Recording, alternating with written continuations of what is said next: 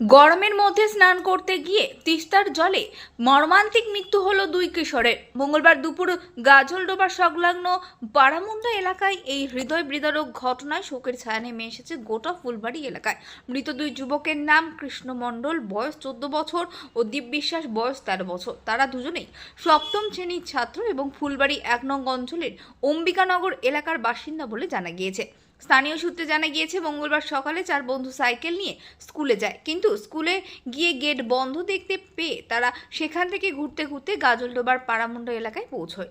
প্রবল গরমের কারণে তারা তিস্তার জলে স্নান করতে নামে। প্রথমে একজন কিশোর জলে নামে, কিছুক্ষণ পরে সে গভীর জলে তলিয়ে যেতে শুরু করলে তাকে বাঁচানোর জন্য আরেক বন্ধু ঝাঁপ দেয়, কিন্তু সেও জলের স্রোতে তলিয়ে যায়। ঘটনাটি দেখে বাকি দুই বন্ধু আতঙ্কিত হয়ে আশপাশের এলাকায় ছুটে গিয়ে স্থানীয়দের খবর দেয়। এরপর স্থানীয় বাসিন্দারা ঘটনাস্থলে ছুটে এসে উদ্ধার কাজ শুরু করেন। খবর পেয়ে দ্রুত ঘটনাস্থলে পৌঁছয় ভোরের আলো থানার পুলিশ। দীর্ঘ প্রচেষ্টার পর জলের নিচ থেকেই উদ্ধার হয় দুই কিশোরের নিথর দেহ। স্থানীয় বাসিন্দাদের অভিযোগ, গাজলডোবা ও পাড়ামুন্ডা এলাকায় প্রায়ই মানুষ স্নান করতে নেমে নিরাপত্তার কোনো ব্যবস্থা নেই। প্রশাসনের তরফে সতর্কীকরণ ও নজরদারি বাড়ানোর দাবি উঠেছে এলাকা জুড়ে। কিভাবে হয়েছিল ঘটনাটা? চারজন এরা সাইকেল নিয়ে আসছে, আসার পরে দুজন নামছে জলে, আর দুজন ওরা ওখানে দাঁড়ায় ছিল। তো নামতে ওরা মনে হয় নিচে চলে গেছে, মানে নিজেকে আর আটকাতে পারে না। তখন চিল্লাও করে আসে, আমাকে বলতেছে কাকু কাকু আমার ভাই জলে চলে গেছে।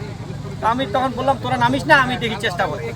তো আমি ওদেরকে ডাঙায় উঠাই, মানে উপরে উঠাই দিলাম, উঠাই দিয়ে আমি নিজে নামছিলাম, চেষ্টা করছি, আমি পাইনি। তো ওরা কি চারজনই স্নানে নামছিল?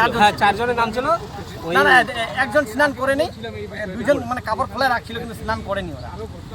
এই যে মর্মান্তিক ঘটনা বারবার হচ্ছে, কি বলবেন এই বিষয়ে? আমি তো বলি এখানে ফরেস্ট ডিপার্টমেন্ট থেকে এখানে একটু ব্যবস্থা যদি নেয় খুব ভালো হয়, কারণ এখানে ডিউটির ব্যবস্থা যদি করে খুব ভালো হয়।